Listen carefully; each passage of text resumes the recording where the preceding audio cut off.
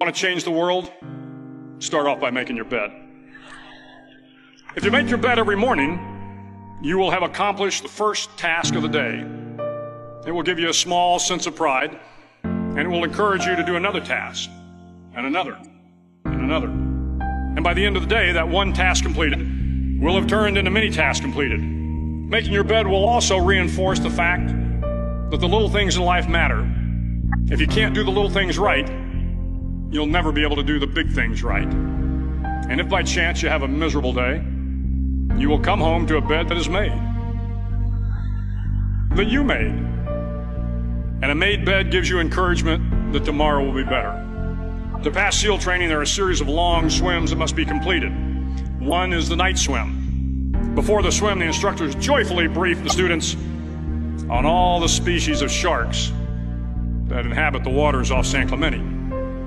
They assure you, however, that no student has ever been eaten by a shark, at least not that they can remember.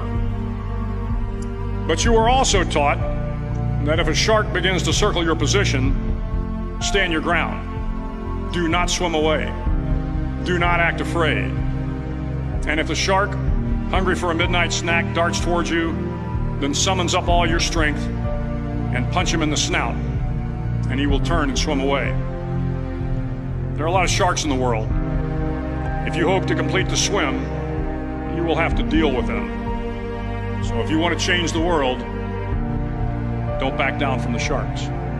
Over a few weeks of difficult training, my SEAL class, which started with 150 men, was down to just 42. There were now 6 boat crews of 7 men each.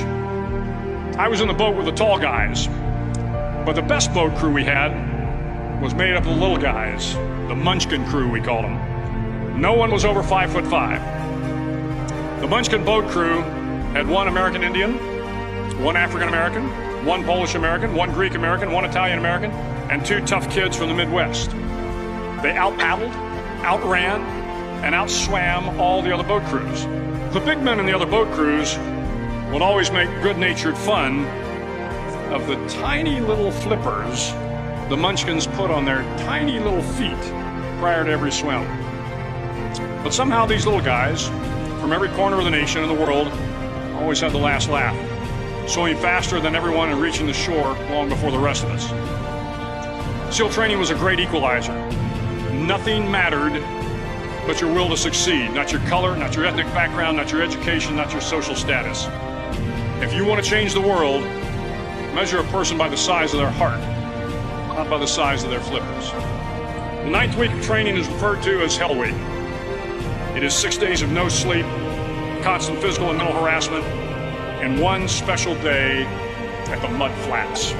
The Mud Flats are an area between San Diego and Tijuana where the water runs off and creates the Tijuana Sloughs, a swampy patch of terrain where the mud will engulf you. It is on Wednesday of Hell Week that you paddle down to the Mud Flats and spend the next 15 hours trying to survive the freezing cold, the howling wind, and the incessant pressure to quit from the instructors. As the sun began to set that Wednesday evening, my training class, having committed some egregious infraction to rules, was ordered into the mud. The mud consumed each man till there was nothing visible but our heads. The instructors told us we could leave the mud if only 5 men would quit. Only 5 men, just 5 men, and we could get out of the oppressive cold. Looking around the mud flat, it was apparent that some students were about to give up. It was still over 8 hours till the sun came up. 8 more hours of bone-chilling cold. The chattering teeth and the shivering moans of the trainees were so loud, it was hard to hear anything. And then one voice began to echo through the night. One voice raised in song. The song was terribly out of tune, but sung with great enthusiasm.